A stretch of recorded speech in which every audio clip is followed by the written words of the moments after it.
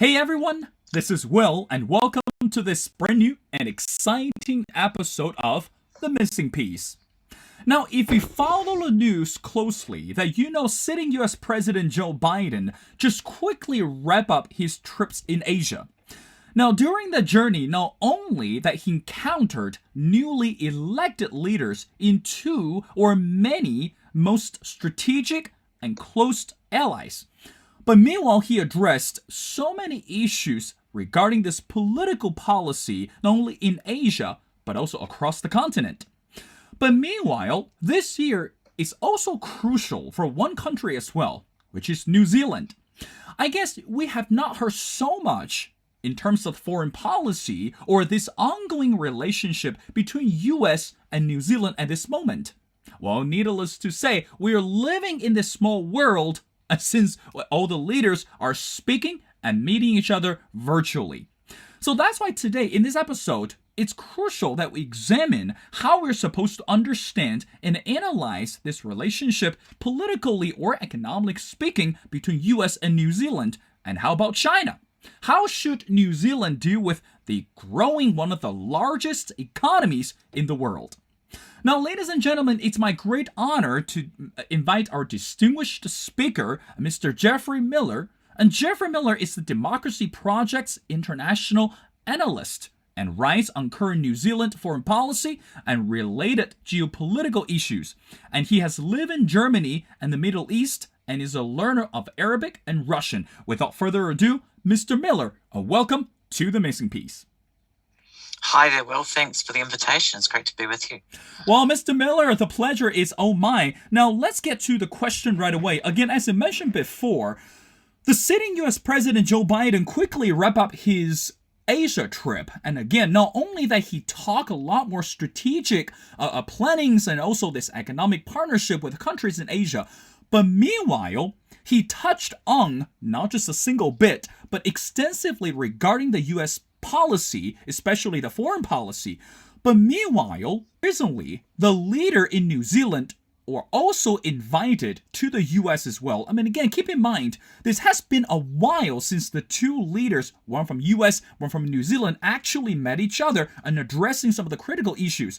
So, Mr. Miller, from your perspective, how should we understand this ongoing relationship between New Zealand and US today, particularly in terms of this political and or economic engagement?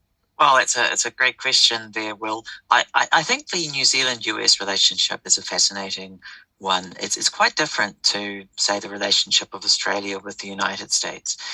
New Zealand is not an ally of the US. It used to be.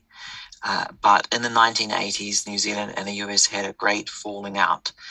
And the US suspended its obligations to New Zealand under the Anzus Treaty Alliance. So New Zealand was a treaty partner. Anzus was a three-way alliance between the United States, Australia, and New Zealand, very similar to NATO in the North Atlantic.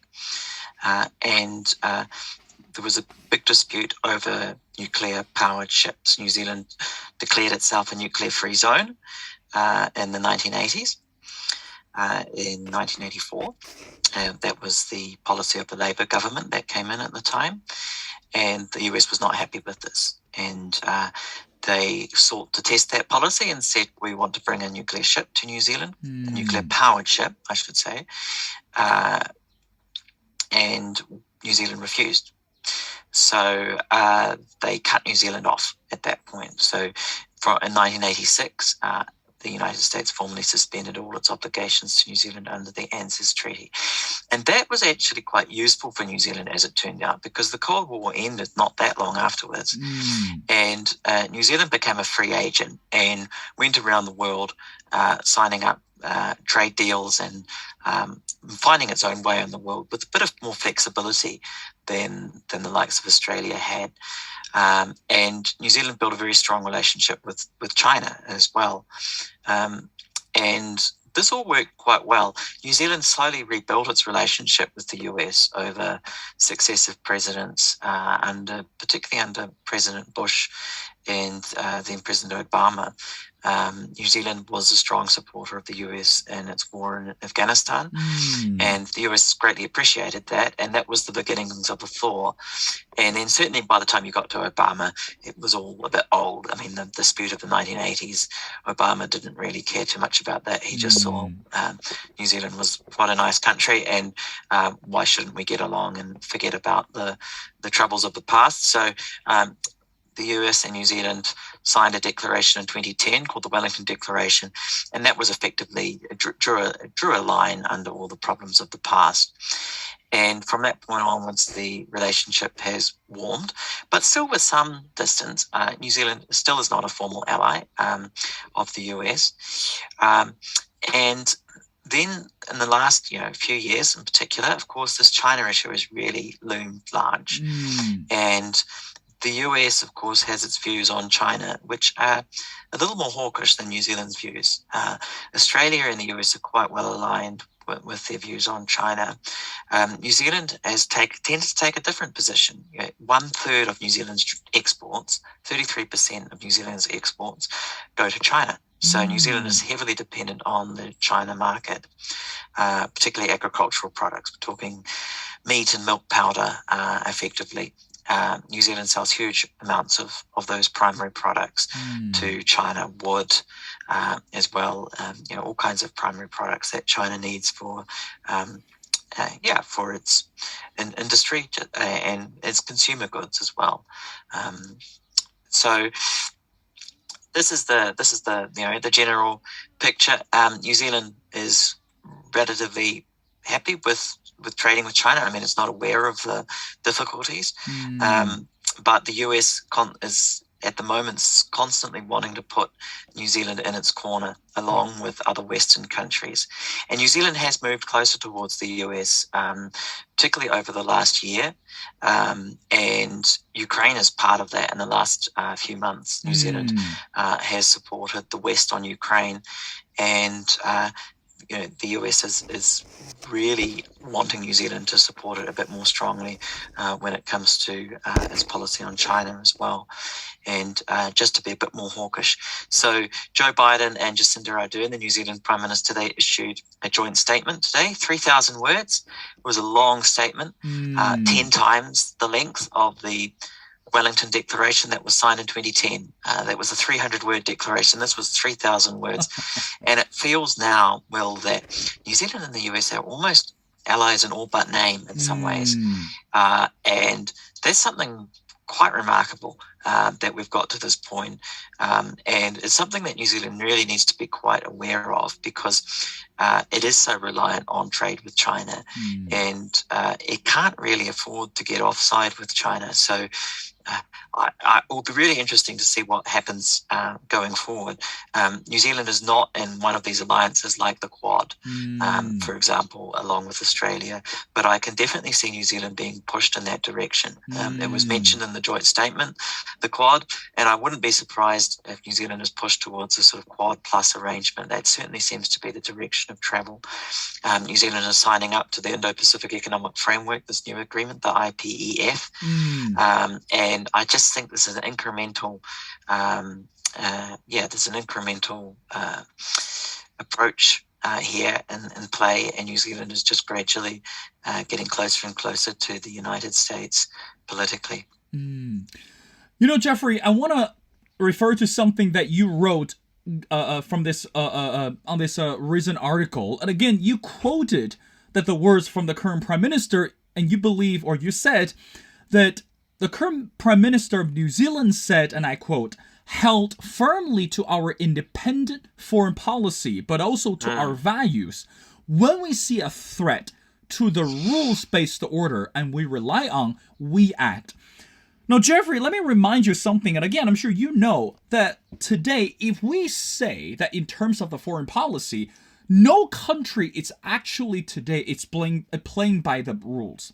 So in other words, we're living or we are experiencing this globalization. Abiding rules seem to be very traditional.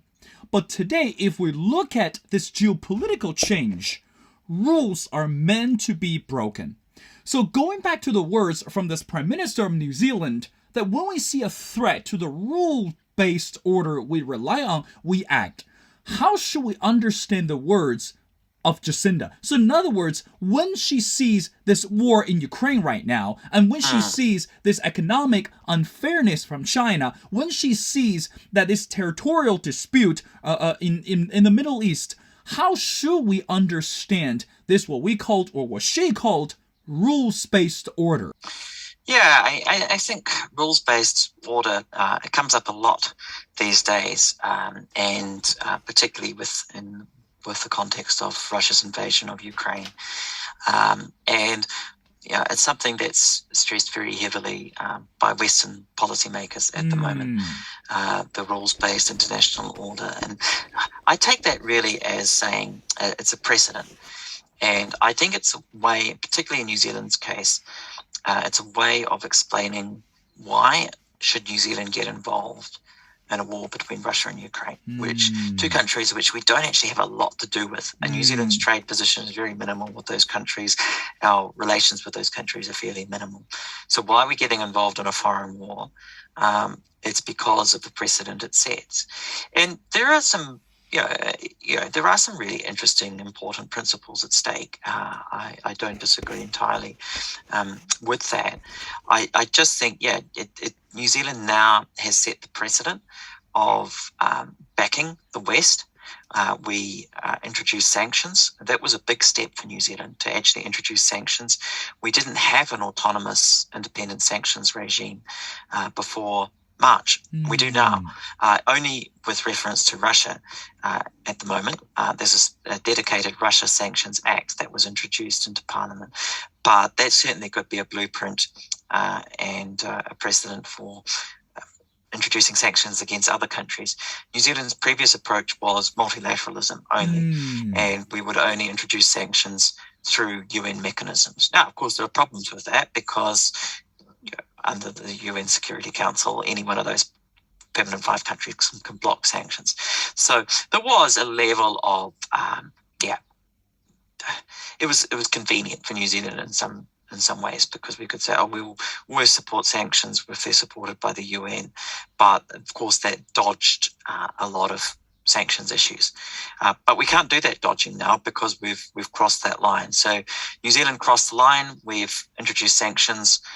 We've sent weapons to Ukraine, which was a huge step. We've sent we're sending lethal aid now to Ukraine, like Australia, like the US, like the EU, and like other Western countries.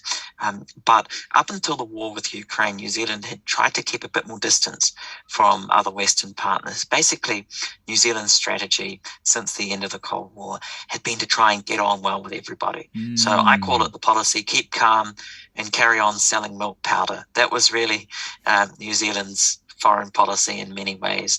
It was a trade-based foreign policy. And it's worked very well with globalization. But now we're going into a more ideological period, I feel. This sort of tension between East and West is rising.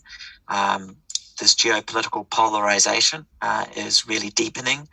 It started this year with Russia and Ukraine, but I think you're seeing a lot of spillover to the Indo-Pacific and, of course, in relation to China. So we saw Joe Biden traveling to the Quad Summit in Japan, and New Zealand is coming under a lot of pressure, I think, from Western partners to sign up to the club, and I think we have to view pretty much every development in this context.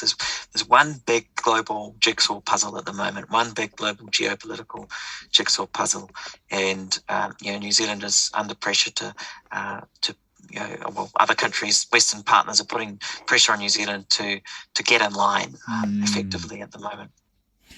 Well, Geoffrey, before we bring China back into the conversation, again, going back to the article, that we know that today, as we mentioned before, U.S. foreign policy or even domestic policies are facing obstacles one after another. Now, given this condition, again, the sitting U.S. President Joe Biden, on one hand, this is a crucial year for the Democrats because, again, the midterm election is coming up, and again, the Democrats are making greater effort to secure its position, but meanwhile want to push forward with the 2024 presidential election. We can see any path ahead of us. But meanwhile, in terms of foreign policy, now keep in mind that Joe Biden has not, I guess some people might argue with me, has not done anything effectively to strengthen the relationship with regarding the allies or the friends and, again, politically or economically. But now coming back to New Zealand, why should New Zealand today continue to place, let me be careful right here, some sort of trust deposit or some sort of a trustworthy relationship into the U.S. And given this condition, U.S. foreign policy today, it's more debatable than ever, or this foreign policy networking, it seems making its ways slowly than ever. So in other words, what would a New Zealand get in return if this trust or this mutual relationship continue to proceed forward? Now, in addition, that China is as a bench player at the same time. Yeah, I mean, that's a really good question, Will. And certainly today with this White House meeting between Jacinda Ardern, the New Zealand Prime Minister, and President Joe Biden, New Zealand media and Jacinda Ardern are very keen to mention the CPTPP, or the Comprehensive and Progressive Agreement for Trans-Pacific Partnership Free Trade Agreement. This is a deal that New Zealand started, actually, going right back to 2005. New Zealand started a free trade agreement between New Zealand, Singapore, Brunei, and Chile. And that eventually became the TPP. And the US was in that agreement. And New Zealand was on the brink of getting a free trade agreement with the US, which New Zealand policymakers had long seen as a holy grail for our foreign policy. And it was something that we were never going to get otherwise.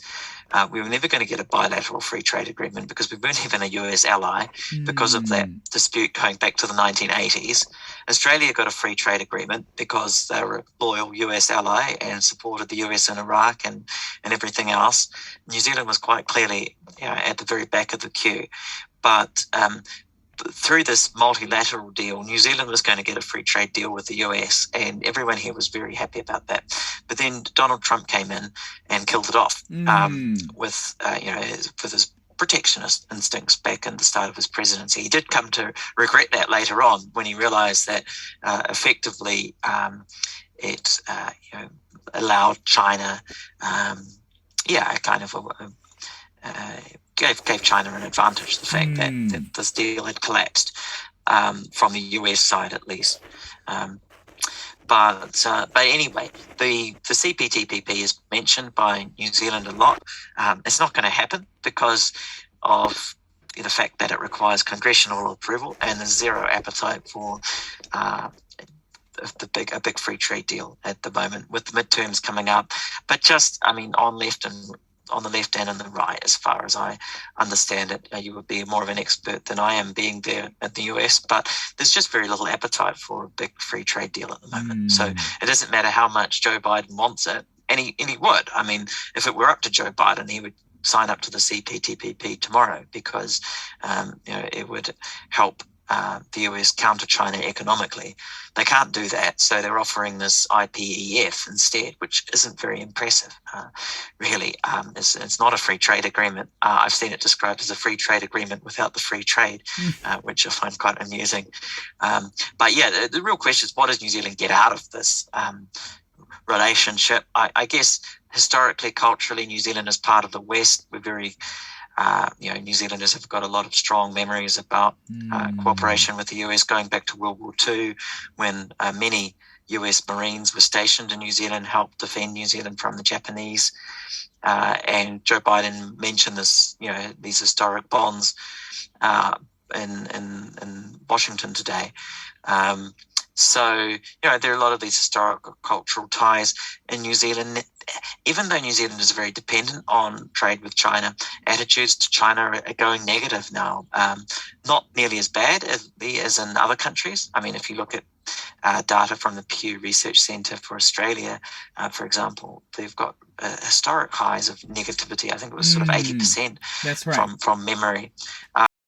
In terms of attitudes that were negative towards China. In New Zealand, it's not nearly as bad. When you look at survey data, not from the Pew Research Centre, unfortunately, because New Zealand is not included in that survey, but there's similar data from a think tank here called the Asia New Zealand Foundation. And they're showing a similar trend if you look at figures from the last survey.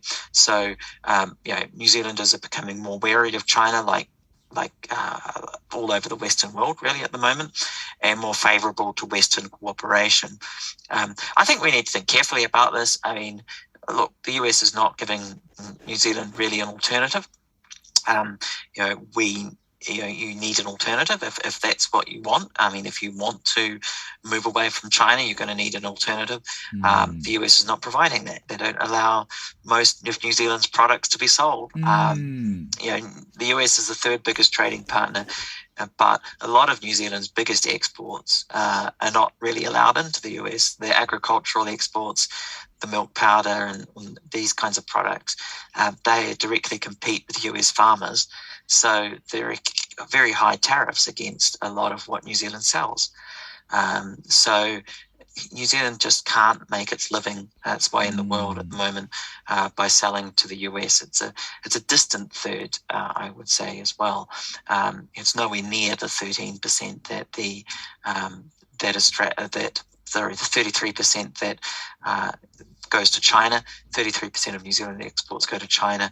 13%, 1/3, goes to Australia. And then the US is in a distant third place with 11%. So New Zealand sells 3 times the goods and services to China that it sells to the US. So I think that trade thing tells the story in a lot of ways. Why does New Zealand not want to get too close to the West? In large part, it's because of that figure. And that I just would add, just before I go back to you, that figure is much, much higher. That proportion is much, much higher than the US itself, or say the UK. I think the US figure of trade with China, or US exports that go to China, the percentage is only 8.8% from memory. And for the UK, just as another example, the United Kingdom, they only sell 4.4% of their exports go to China. So New Zealand sells almost 10 times the proportion of its exports to China. And that's in large part a byproduct of the nature of New Zealand's economy, which is very heavily focused on primary products. So all of these things fit together. But I think if you want to understand New Zealand foreign policy, look at the trade picture, and it tells you a lot, actually, just looking at those proportions. Well, Geoffrey, I want to go back to, again, the article that you wrote. Let's bring China into this conversation.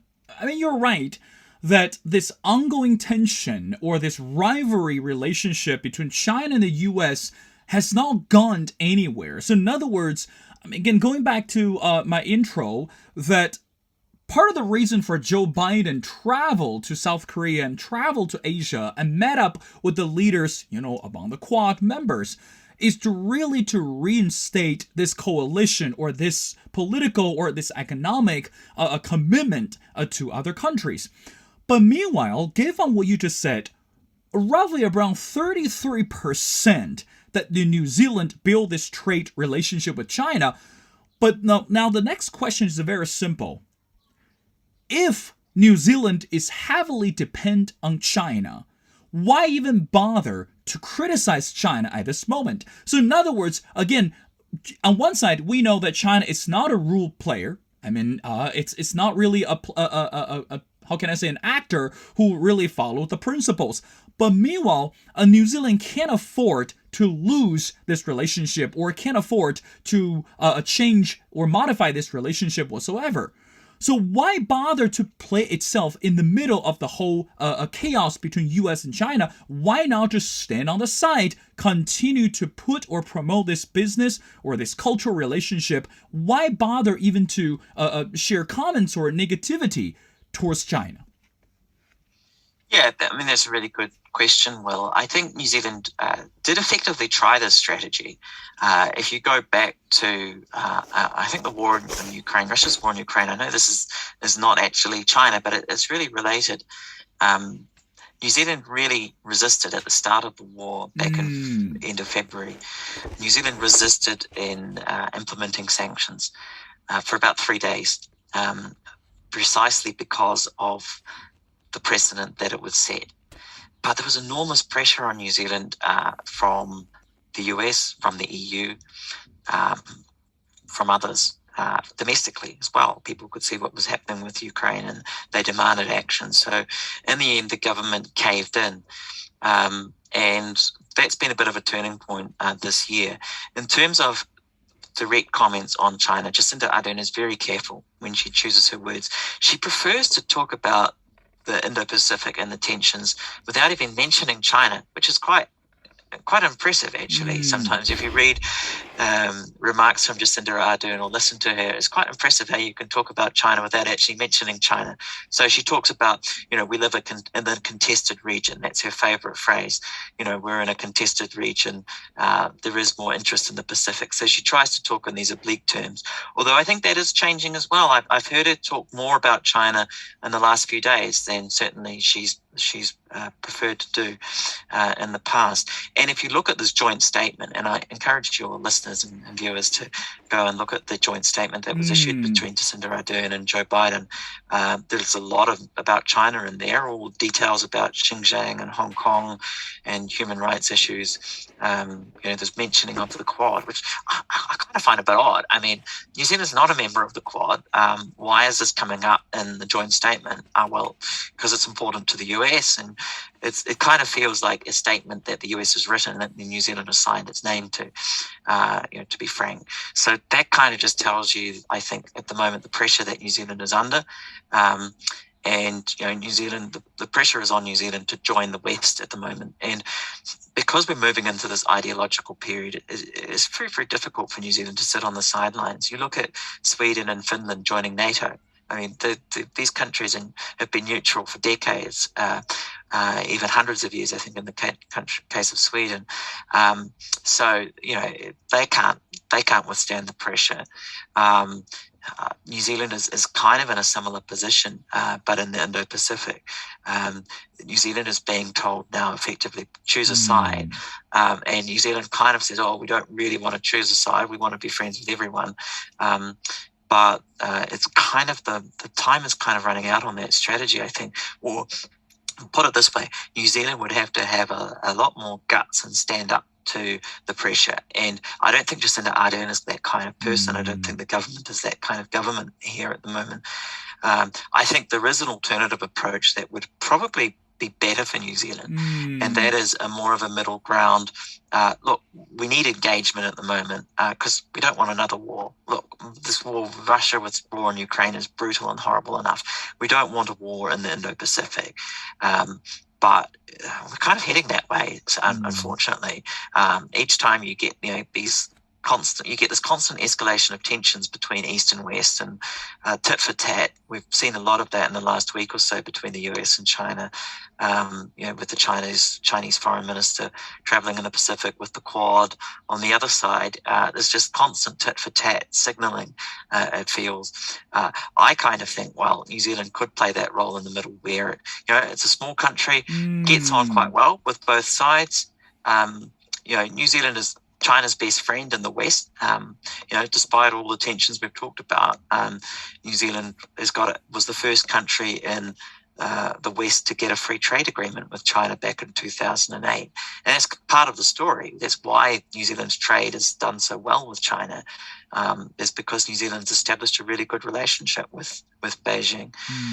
So I think New Zealand has got some unique attributes. It gets on well. Jacinda Ardern can go to Washington, meet with Joe Biden. She can also go to Beijing. She had a good meeting with Xi Jinping there before the pandemic. I think New Zealand still can credibly talk to both sides, but I think the window is gradually closing because New Zealand is constantly just inching towards the West at the moment. And I get that there's a lot of pressure from Washington, from London, from Brussels, from Canberra in Australia. And you've got to remember, New Zealand is stuck here at the bottom of the world, but we're right next door to Australia, which is quite a giant for us in foreign policy terms. So if you think of Australia, New Zealand is kind of like the little brother, and Australia is the big brother. And Big Brother is constantly saying you should support us and stand with us. And New Zealanders and Australians get on very well with each other, culturally very, very similar. So it's the fact that Australia is very hawkish on China is quite an influencing factor for New Zealanders. They have, we've got a very hawkish relationship at the moment, and there's a lot of tension between Australia and China, and I think a lot of that's reflecting on New Zealand. But I think New Zealand needs to think very carefully of what is its own interests, and not just do what it's told by Washington or by Australia. I mean, if effectively this is what led to the problems back in the 1980s, was New Zealand being told what to do. New Zealand broke free of that and was actually better for it, for making its own decisions with this independent foreign policy. And I think we need to think very carefully about just rushing into, the West's embrace, even though that might be quite convenient and quite easy to do, and might feel quite comforting if you're a small little country on its own, being in the embrace of the West and getting on well with Joe Biden might seem very comforting. But I think we need to think very carefully about what is New Zealand's interest here. Geoffrey, I'm very glad that you mentioned, again, this is something actually you brought it up uniquely. Let's talk about Finland and Sweden. They send in their applications to be part of the NATO. Again, I mean, going back to this ongoing war, more than 4 months later, that we're still, I mean, again, as an international community, we're still witnessing this very dramatic but unpredictable war in Ukraine. But meanwhile, that sends a strong alarm to the countries such as Finland and Sweden. They filed their application to be part of the member in NATO. Now, Geoffrey, from your perspective, again, you're the expert on international security and also this international geopolitical changes. Number one, why now that for Finland and Sweden to join this NATO? And number two, is it only because the war in Ukraine, or is there any other security threat that they are afraid, not just from Russia, but anywhere else, so that really propel them or push them to join NATO? Well, I think it's all about this geopolitical polarization. They've seen what's happened to Ukraine. They've seen Russia invading Ukraine, and they're very scared. And I think you would be scared too if you're Finland or Sweden in the position you are. Both of these countries are very close to Russia, and they're not part of NATO. You would kind of want to join at the moment. If you're in those countries, I get completely why you'd want to join NATO right now, because it, provides you with an assurance that you're going to get defended if the worst came to pass at the moment. So I think that really tells the story. We're just seeing such fundamental change this year. I didn't think that Russia would invade Ukraine. I'll be honest. Like most people, I got it wrong. Absolutely, and it ripped open the seam between East and West. In my view, you've seen growing geopolitical tensions for years now between East and West, but they've been contained for the most part. It was clear you had authoritarian leaders, Vladimir Putin being one, President Erdogan in Turkey, and Xi Jinping in China, for example, among others. But it still seemed like this overall, we were getting along okay. And I mean, look, things were not great, but it didn't seem like we were heading for this new Cold War. But that's what we've got. We've got a new Cold War, effectively. And this is why I just think you've got to look at this as one single geopolitical jigsaw puzzle. What happens in the Indo-Pacific is directly related to what's happening now in Ukraine. It's just changed the way that Western policymakers in particular look at what's happening in Asia, and it's just decreased any tolerance levels, I think. So there's just very little tolerance of New Zealand to go and do its own thing. Now you're meant to get in line and pick a side, and pick the Western side and back the West. And there's just so much talk at the moment now about Taiwan and about what China may or may not do. There wasn't that talk if you go back, potential for a Chinese invasion, but it wasn't like it is now, where it comes up as a matter of routine. And you saw that the way it came up with Joe Biden last week when he was asked about defending Taiwan, and it's just really a big thing, top of mind. So I guess, to go back to your question about Sweden and Finland, I think there are a lot of parallels with New Zealand here. I think that New Zealand could be pushed in as well to joining an alliance. I think that, as I said to you earlier, Quad Plus could be a reality. I think it's unlikely that New Zealand reactivates Anzus. I mean, New Zealand is still formally part of it. It's just that the US suspended its obligations to New Zealand. It could be restored very quickly, but I think that would only happen, if there was more of a direct threat. If that invasion of Taiwan did happen, which we all hope it does not. Right. But if it did happen, if the worst came to pass, then I think New Zealand would join Anzus again pretty quickly.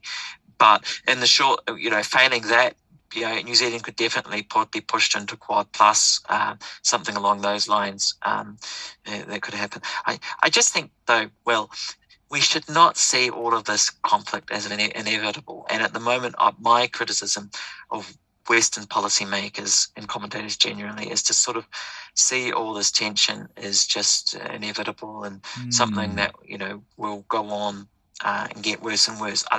I think there's a chance of that, but I think if we get active and engage and talk, then we can dial these tensions down, and it will require compromise. It will require both sides to give up some of their position. But that's what negotiating is about. And unfortunately, there's just not much room at the moment. There's very little tolerance of that idea of negotiating, talking, engaging, and giving up something on both sides.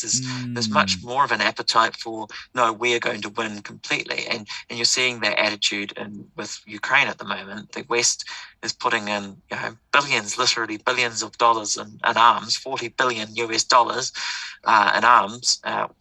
It's not just military aid, but that's a good part of it. Huge amounts of military aid is going into Ukraine to try and defeat Russia totally. And the negotiated approach, the peace talks, have fallen by the wayside. I think that's a shame. I think you should negotiate in some form. And I say that, and I know that it's not a popular view, because everyone sees what's happening and they say, look, you can't negotiate with Vladimir Putin. He's evil, and he's like Hitler and so forth, and it's appeasement. I just think he's not Hitler. This is not World War II, but it will become like that. Perhaps if we don't engage a bit more. That's right. I think there's still time. There's still time to stop a very bad situation from getting even worse. Every day that this war goes on, people are dying. Civilians are dying. That's right. Soldiers are dying. If you had a ceasefire, that would stop, right? So I would prefer to go for the ceasefire route. Personally, I would prefer to go for peace now and work out differences. I would have preferred that we had done that even earlier. Before the war started, I'd prefer that we had even more committed engagement and talks. Look, there's fault on Vladimir Putin's side. He was offered off-ramps. He didn't take them before the war. So I'm not an apologist for Vladimir Putin here at all. But I think, at some point you have to kind of engage, and because the alternative to engagement is war. Ultimately, if you don't want war, you've got to engage. I just think, what alternatives are there? So, in terms of what happens in the Indo-Pacific, I think it would be more fruitful for New Zealand to lead kind of this engagement approach, but it wouldn't be an easy thing to do. And the easier option for New Zealand at the moment is to join the West, join the Western club, join that Western embrace. It's popular. New Zealanders like it, even though they can see that maybe it's a problem with our trade, but they still culturally, socially, they prefer to be alongside the West. I get that.